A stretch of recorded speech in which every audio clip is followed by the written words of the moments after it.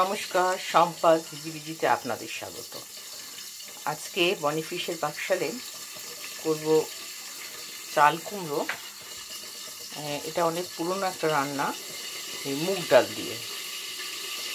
মুগ ডাল ফোড়ন দিয়ে আমার পিসি, বড় পিসিটা করতে দেখেছি, বড় পিসিমাকে। দেশভাগের পর বড় পিসিমা আমাদের বাড়িতেই থাকতেন, তা বড় পিসিমা এরমভাবেই করতেন, তা সেরকমই করবো। অ্যাকচুয়ালি চাল কুমড়োর ঘন্ট, এটা আমি দেবো এই মুগের ডাল ফোড়ন। তার জন্য আমি নিয়েছি একটু মুগ ডাল,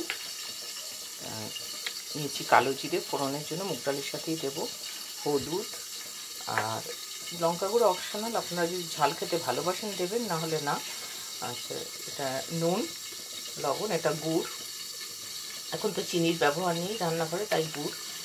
আচ্ছা, আর এটা আদা বাটা, একটু জিরের গুঁড়ো আর সর্ষের তেল, আর চাল কুমড়ো এই ঝিরঝিরে করে কেটে নেওয়া। এই আমার লাগছে। আমি প্রথমেই প্যানে সর্ষের তেল দেবো।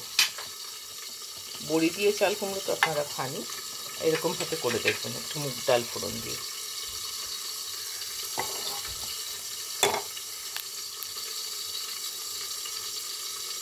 এর জন্য যদি মুগ ডালটা আগে ধুয়ে একটু রোদে শুকিয়ে নেন, তাহলে সব থেকে ভালো হয়।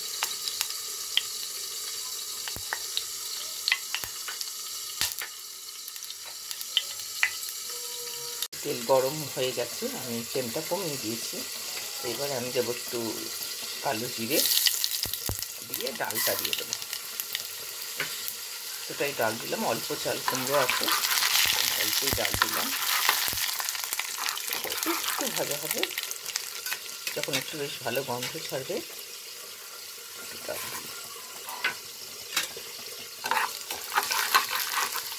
সুন্দর যখন গন্ধ ছাড়বে তখন চাল কুমড়োটা দেবো।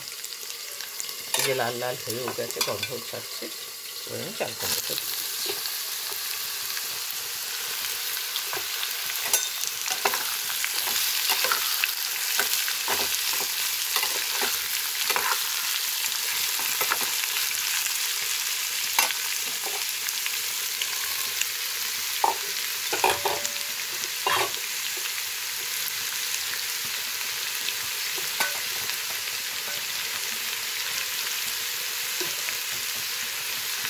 একটু নাড়াচাড়া করে নেব কাঁচা গন্ধটা চলে যাবার জন্য।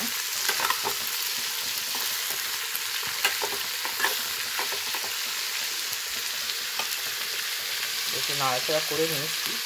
এবার আমি এর মধ্যে একে একে দেবো নুন, এতটাই দিলাম, এখন কারণ কমে যাবে এটা ভীষণ। নুন দেবো, হলুদ পরিমাণ মতন হলুদ, একটু জিরের গুঁড়ো, আদা বাটা।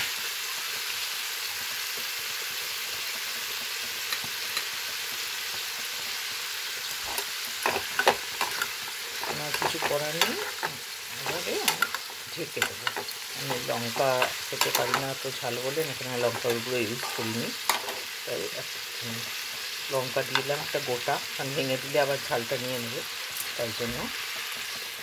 এরপরে এটাকে একটু ভেঙে দেবো লাস্টে। এবার আমি এটা ঢাকা দিয়ে দেবো, এটা সেদ্ধ হতে দিতে হবে আসলে, সেই জন্য একটা ঢাকা দিয়ে দেবো।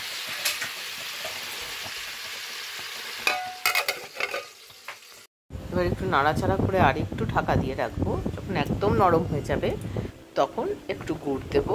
এটা আপনারা যেমন মিষ্টি খান সেরকমভাবে একটু গুড় আর ওই একটু আদা বাটা উপর থেকে একটু দিয়ে নাড়াচাড়া করে নামিয়ে নেবো। এইভাবে দেখুন, আশা করি ভালো লাগবে। নমস্কার, সাবস্ক্রাইব করবেন বন্ধুরা।